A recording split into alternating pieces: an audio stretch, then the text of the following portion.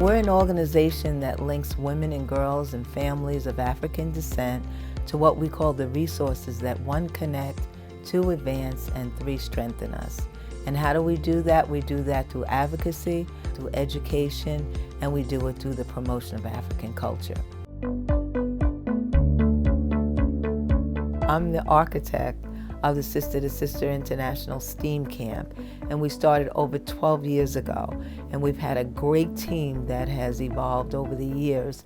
We actually started it because we noted that Black women were significantly underrepresented in STEAM fields. STEM jobs were growing twice as fast as non-STEM jobs. I wanted to get my daughter involved with STEM and STEAM, and she didn't want to just do it on her own. So I was like, well, gee, we need to start a camp, our first STEAM camp, partnering with Dr. Angela Campbell and Academic Pathways. My daughter came, she brought friends from her school, and then it just continued to evolve. We were actually cutting edge. There was no other STEAM camp for Black and girls of color in Westchester County. We started out with a 2-week summer STEM camp, and then STEM evolved into STEAM. We incorporated the arts, and we added onto it so that now we actually have a year-round STEAM academy.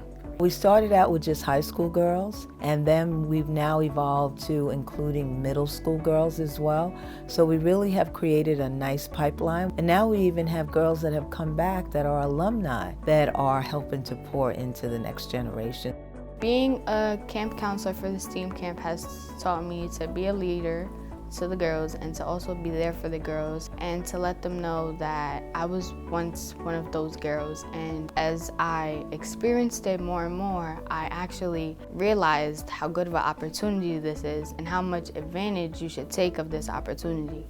My sister did it, and she was 15 at the time, and my other sister, who's 3 years older than me, she matriculated into the program as well. It was kind of like a family tradition in a way by the time it got to me. As a counselor, I wanted to take the opportunity, and I thought I had some knowledge that I could pass on to the girls. Since I never had the opportunity to be a big sister, I guess I kind of jumped at the opportunity. One of the things that we want to do is make sure that the girls feel proficient in math and science so that they can perform and excel. We also realize that we need to make sure that we use a holistic approach so that the girls get experience in various other things like leadership development, like public speaking, like taking care of their health and healthy cooking and nutrition and physical activity, that they understand the do's and don'ts of dress, particularly for interviews and things of that nature. We also introduced internships to make sure that the girls were not only introduced to workplaces, but then had the opportunity to go in and gain experience. Last year, which was completely virtual due to COVID. This year, since restrictions are being lifted in New York, we wanted to make an effort that in-person was a part of it, and the way we did that was through a hybrid. So first week was virtual, second was in person. This is my 3rd year at the STEAM camp. It's just really fun. I love STEAM. When I get older, I want to become an OBGYN. And this is really fueling my passions and helping me learn more about STEAM opportunities. I've been in the STEM camp for 3 years. My mom said she wanted me to go in. I was a little skeptical, but once I got into it, the second day I was like, oh, I actually want to be here. I don't know why I was complaining before the camp. This camp has actually taken away some of the stage fright I had, and I'm better with talking to people. It's fun. This is my 3rd year at the STEAM camp, and what I enjoy is seeing the same people and being around Black people, because in my school I'm the only Black girl, and I just like that. I feel safer, better about myself, seeing people how they are successful in their life. This is my 2nd year at the STEAM camp, and I came back because I have a lot to learn about STEM and STEAM, and I wanted to learn about it more because that's the field I want to go into when I am older. With the science and math, we recruited the help of tutors we've used in the past who we know work well for girls and who are proficient in their fields. One of the hardest things is when you're in class, if you don't pick it up when you're in the class, you can get left behind we're sending them in there ahead. Today we covered Algebra 2 and trigonometry. My approach to it was going over the different topics and letting the students try it first before I assist with them, and then also to have Kahoots. Kahoots are really good for being able to ease the mind, right? So that not everyone is feeling pressure to answer questions back to back. What keeps me coming back is the simple fact that there's an opportunity to introduce young women to the different STEAM fields. She taught me a few things like the additional property and how to like solve equations faster and how to get the answer correctly. I covered today geometry and 8th grade math. I showed them that from elementary you learn about shapes, and then in 8th grade the shapes come back and you learn about volume, and then get to geometry, it comes back again. So it's just an add-on. So there's nothing to be afraid of. It just showed me like how next year would be. I think I'm ready for like the 8th grade for those 2 subjects. There's this misconception that science is so difficult and it can't be done, and the kids tend to come into class with, not all, but some, they're like, I can't do this, and they haven't even started anything. And so for me, it's like, I want to be there to say, you know what, it's not what you think it is. But today I asked the young ladies, I said to them, what do you know about physics? And some of them said they knew nothing. And I said, that's not true. You're going to find out that you know so much more about physics than you realize. And a lot of the times it's not because of their personal experiences, it's because somebody else experienced something else and told them that it is difficult. The science that I did was earth science, and I felt like it helped me because I got to like get a taste of what 10th grade would be like when I go in, so that I'm not like completely just clueless. I took chemistry for science, and we had to learn about atoms, formulas, and it was a lot of vocabulary. Next year I'm taking it in advanced, so I'm kind of nervous for how it will go, but I think I'll be fine with what the overview taught me. Here they have the opportunity that maybe if they're struggling in something, that you know, you have this extra help, these people that will encourage you and push you forward. It's a good thing that Sister has like these tutoring options, because like you have people in like higher incomes having like the ability to afford tutoring, but then Sister like provides these girls free tutoring, and like that's a great thing because like not everybody has access to tutoring like this. Sister helped me pave the way to what I'm doing today. I'm doing biomedical research masters now, and I'm trying to go to med school. I like to come back to tutor because there's so much barriers towards like girls of color in the sciences, and sometimes they just need a little bit more reinforcement that their teacher is not giving them. We had them create action plans, which is plans they will do for the summer, where they will pick some of those topics and go beyond what we were able to do in the time we were given. So by the time they start their next semester, they're ahead of the curve. When it comes to bringing our students onto field trips, we're showing not just like what's in the textbook or what you read online, but to actually see it occurring in front of them. It's to put them in the environment of as many different options that they can have. I really love the biobus. We like looked at the bugs through a microscope. To get all of the samples, we like dug up the mulch.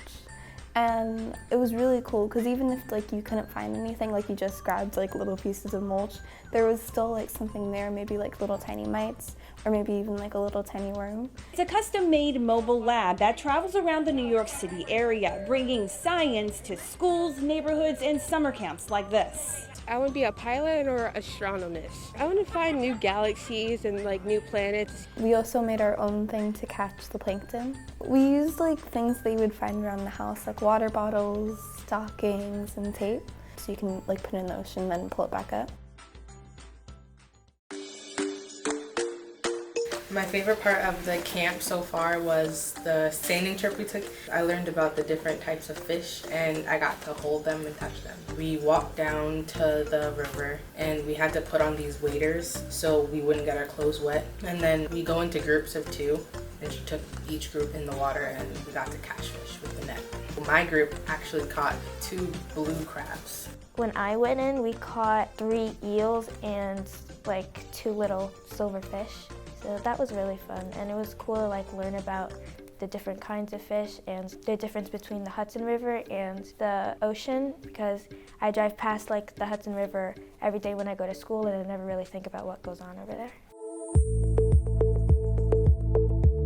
You always hear stuff about like, self-driving cars and all these exciting things about technology, but I realized that the people who are building this are not representative of the society that we live in today. I wanted to be able to kind of spread this knowledge that I learned at Stanford, to be able to, share with people like you, other girls, other underrepresented minorities in the field of technology. It was very interactive, and there's a recommendation software on it, and that determined what beat would come out of that specific line, and that was the artificial intelligence part.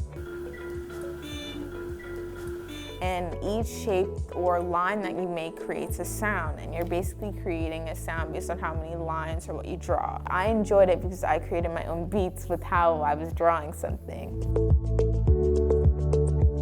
For 150 points. And you can raise it whenever you know the answer. She would say a description and we had to guess a job. I was like, it has to be this. And then we all put our hands up and it was hard to pick who would go. But it was enjoyable because everyone was laughing. I think we all kind of bonded because we were all kind of competing. But it was an enjoyable experience. During the college chat that I moderated, we learned about extracurricular activities on a college resume. Colleges really value someone that's extremely well-rounded. So not only are grades important for SATs, but also if you had leadership. Colleges love to see dedication as well. Rather than doing 18 different things, maybe pick 3 or 4 things that you really love and could commit a lot of yourself and your time to. I've seen a lot of students move through the college process, and I want to talk a little bit about what colleges are looking for in order for you to get in. In your application, it sort of tells a story of who you've been primarily in high school over the 4 years. So they look at different components of who you are. Usually the idea we have is STEM, science, technology, engineering, and math, but people are starting to realize that arts is something you can't just remove from the equation. They can be combined and make whole new fields, and that they inform each other. I'm glad that we had space to teach them that art is not inferior and that it does play a role. Back in 2010, I made these sculptures as third scale miniatures, maquettes, just to kind of show my idea. I want the sculptures to travel so people can find out about this project and learn about it. I really like art.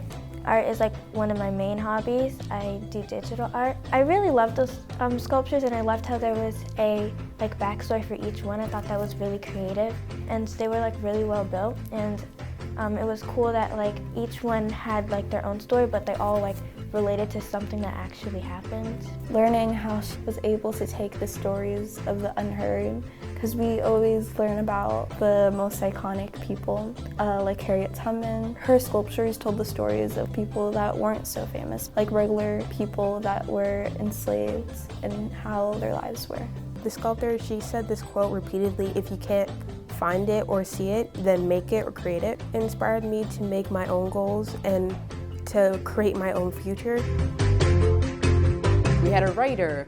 They got to learn that you're going to share who you are with many others, and maybe other people will relate to what you write. It was fun meeting an author, and I really liked the first 2 chapters that we read.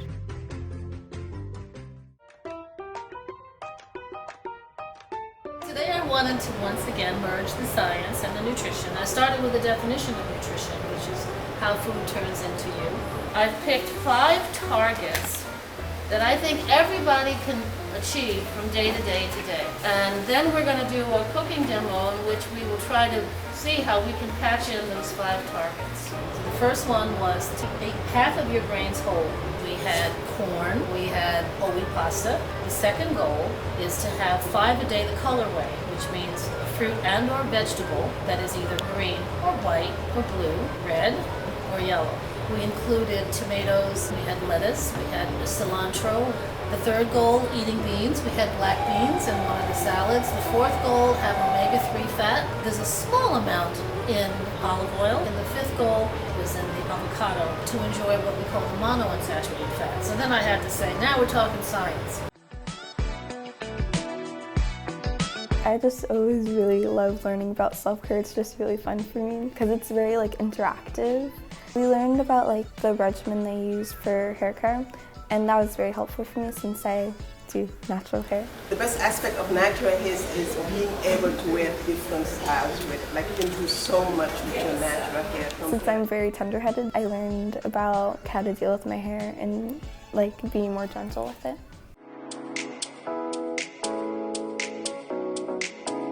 We went into attire depending on where your interview is and what you're going after. Your business attire needs to be clean and on point. You need to present well, you need to be polished, you need to speak well. The employers cannot be distracted by any accessories. Crisp, white blouse. This black skirt hits me below the knee. It's not too tight. Black pencil skirt. This is a pencil skirt, not a mini skirt. I like the fashion show because what I brought to an interview was wrong, and it helped me prepare for it because I want a job next year. We all had fun with it. I learned the do's and don'ts, how what you wear is going to give them an impression of you. I just want to talk a little bit about some of the work that a committee and I are doing around the school to prison pipeline to really interrupt that, right? One of the pillars of the Black Women and Girls Child initiative is looking at suspensions, trauma, juvenile justice in total. We're asking for schools to revisit their policies, to make sure it's equitable, to make sure that it's relevant, that, that students are really being served and not surveilled. In the Journal News interview that I had, I was speaking about how Black history needs to be incorporated into American history. We become detached and separated from this racism, and we think that it's archaic and it happened a long time ago, so we should forget. But we need to understand what happened through the historical lens to understand what is happening in modern day lens. It's important for our girls to understand the importance of financial literacy from a very, very young age. I'm a board member and I'm the board chair for this pillar, which is entrepreneurship, pay equity, and economic prosperity.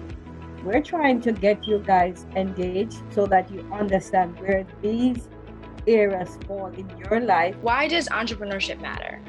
One is that it's a method to building wealth. So it opens up more economic opportunities that can last for generations as you pass them down within your family. And then two, ownership determines control. So it allows you to make decisions about the values, employees, and distributions of the business. And then also it increases the economic prosperity of entire communities. So innovation, job creation, and money circulation within the entire community. My role is to really work with all the clinicians, all the scientists, all of our executives to make sure that we're progressing along the portfolio. I knew early on that I wanted to be in science. I came from a single parent household and decided that, I needed to find a means to get to college. So I was lucky enough to get a full track and field scholarship. I responded to that time to an ad for an entry-level role at the National Institute of Health. I said, sure, why not? So that's where I stumbled into clinical research and what does it mean to develop a drug? And was just awestruck in that, you could work in the pharmaceutical industry and not be an MD or a PhD. I really just want to congratulate each and every one of you to make it on principal list, honor roll, high honor roll, to get inducted into the honor society.